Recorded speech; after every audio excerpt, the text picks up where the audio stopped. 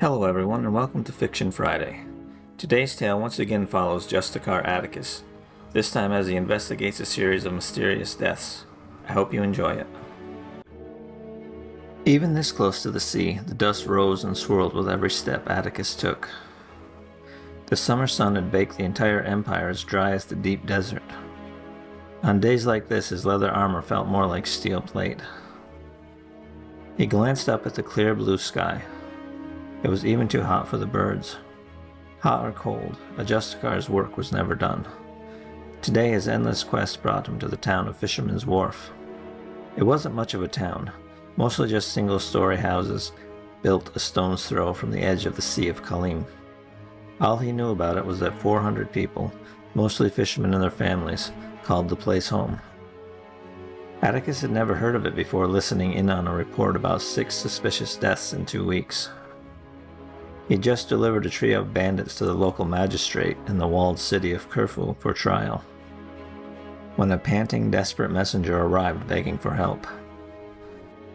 The skinny little man had nearly collapsed from heat exhaustion upon his arrival, but he still managed to tell them about the 6 fishermen that had died. After hearing the report and where it happened, the local overseer had dismissed the man's request for aid out of hand. The Empire didn't have the resources to send a squad to such a small, out-of-the-way place. If things got worse or spread to other towns, then maybe. The look of disgust Atticus shot the man would have curdled milk. Not that it changed anything. Despite his callous attitude, resources were limited, especially in this part of the Empire. That was why he had offered to look into the matter himself. Atticus answered to no one save the blind lady. Where justice was needed, he went. The messenger's thanks had been equally heartfelt and pitiful. He left the man to recover and set out at once. That had been 2 days ago. He angled toward the piers jutting out into the sea. Dozens of boats were tied up despite this being a perfectly calm day. Clearly fear had overwhelmed the locals if the fishermen were letting a day like this go to waste. He at least expected to see a few people out mending nets or doing other maintenance. Instead, he found a ghost town. Atticus stopped 20 feet from the nearest wharf. "Hello, I'm told this town is in need of justice." Something creaked behind him. Atticus spun, hand on the hilt of his griffin blade. A pair of frightened eyes stared out from behind a partially opened door on one of the houses. He relaxed a fraction. "Where's this village's headman? I heard from your messenger and come to investigate the deaths." The door opened the rest of the way, and a man about 40 stepped out. He had the haggard, haunted look of a man that had seen things no man should. His homespun tunic didn't look like it had been washed in days, and he had dark circles under his eyes. "The magistrate sent a Justiciar to help us?" The fisherman shook his head. "I feared we would simply be ignored." "He didn't send me," Atticus said. "I happened to hear your call for help and decided to investigate. Now where is your headman?" The fisherman let out a long sigh. "My name is Callus, and I will take you to him. Follow me." Atticus fell in behind his guide, and they set out for the edge of the village. As they passed each stone hut, the doors opened just enough to allow those cowering inside to peek out. Atticus had been many places and seen more horrors than a man should. But in all his years of crisscrossing the Empire, he'd never seen a place as sodden with fear as this little village. At the easternmost hut, Callus stopped and pushed the door open. 6 rough-built tables filled the space, a body lying on each of them. The headman is the second from the right. He was killed the same day as the 2 to his right. Atticus grimaced. "He still went out on the water?" "Every day," Callus said. "He was only 50 and fit as an ox. When he didn't come back at sunset, we all knew what had happened. The next morning, we found him lying in the bottom of his dory. His body had deteriorated some, but it still looked largely as it did now when we found him a week ago." Atticus stepped into the hut and walked to the leftmost body. "You stopped going out after that?" "We did. We're fishermen, but we're not stupid. When the last 3 died on the same day, it broke our spirits. No one's been out since. We sent Mal to ask for help the same day we found them." Atticus murmured a soft prayer and golden light filled the hut. Little remained of the first body save bones and skin so dry it resembled old leather. He looked back at Callus. This man died only 2 weeks ago? 15 days.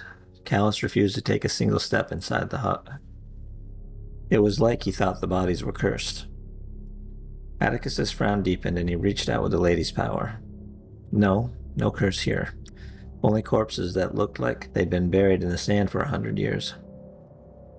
He walked along the line of bodies. He felt like he was watching them deteriorate in real time. When he reached the most recent victims, he stopped for a closer look. Their bodies were sunken in, like all the water had been drained out of them. There were no obvious wounds beside the shallow scrapes and cuts a man gets when doing hard physical work. Whatever killed them, it wasn't a physical weapon. That left magic. From his satchel, Atticus took out a white blindfold. He murmured a prayer and tied it over his eyes. "How can you learn anything with your eyes covered?" Callus asked. "The eyes of mortals may be deceived." Atticus tightened the knot. "But the lady knows all." Divine power washed over Atticus as he linked his perceptions to the tiniest fragment of the Archangel's essence.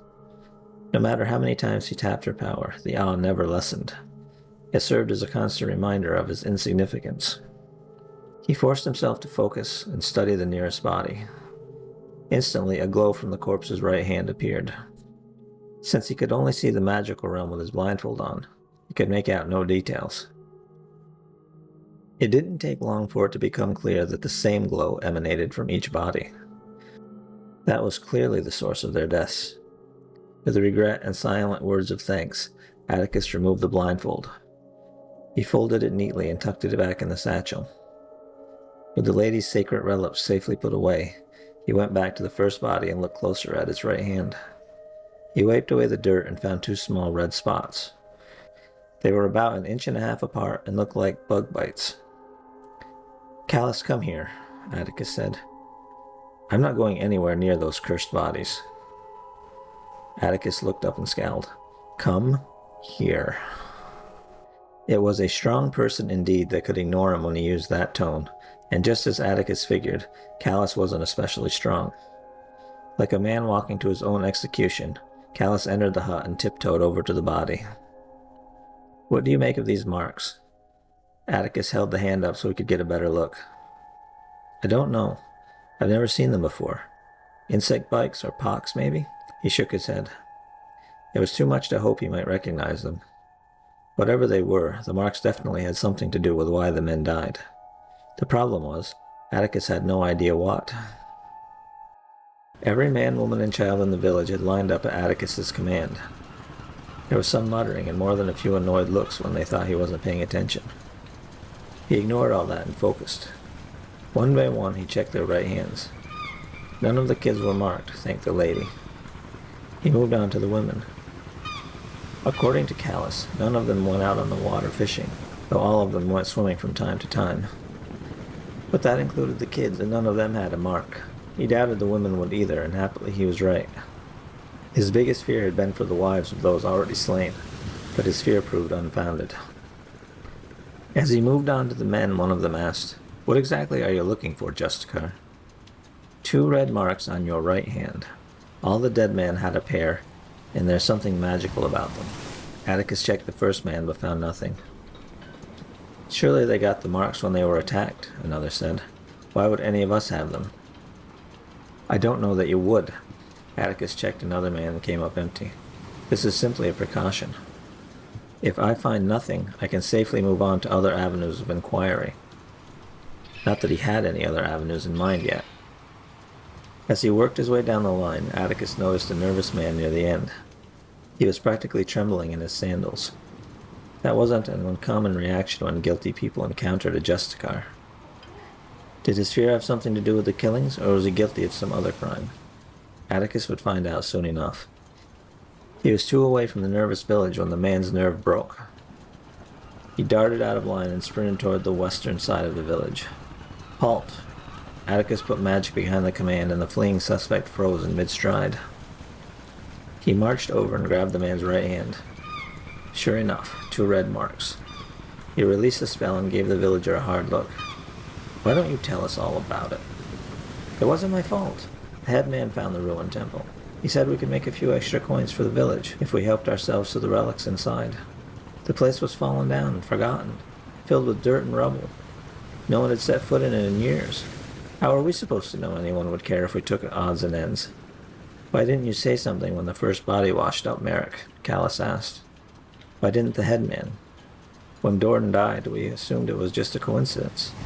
But after the third, we realized the truth. Instead of getting everyone even more worried, the chief planned to take the artifacts back. We figured that would end it. But it didn't? Atticus asked. Merrick shook his head. I don't know what happened. The day the chief planned to return the artifacts, I was sick and didn't join them. The next morning, their boats came back with them inside. Getting sick saved my life, but now... He trailed off, clearly at a loss. Atticus hadn't detected any curse, but clearly something had marked the looters.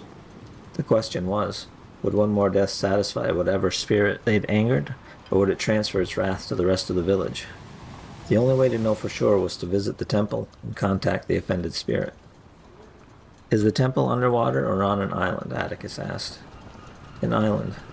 The headman said he found it years ago after getting blown around in a storm. Merrick gave him a pleading look. We only took the relics because of the drought. Grain has become so expensive. A little extra money could have made a world of difference to the village. We didn't intend to keep it for ourselves. That last bit wasn't the whole truth, but Atticus let it go for now. You're going to take me to this island, and I'll see if I can convince whatever power you angered to accept the death so far as sufficient penance. To hell with that, Merrick said. If I go to the island, even if I go out on the water, I'm dead. I'll make you a map, but after that you're on your own. A coward and a thief. Atticus couldn't say he was surprised. The two often went together. You'll hide here then? And what if the spirit wearies of waiting and comes looking for you? It's spared the innocent so far, but if it thinks the others are protecting you, who can say what might happen? That suggestion brought plenty of angry murmurs. Callus clamped a hand on Merrick's shoulder. You made this mess. You need to fix it. Merrick shrugged him off. Or what? The Justiciar won't let you kill me out of hand. That's true, Atticus said. The law is clear on that.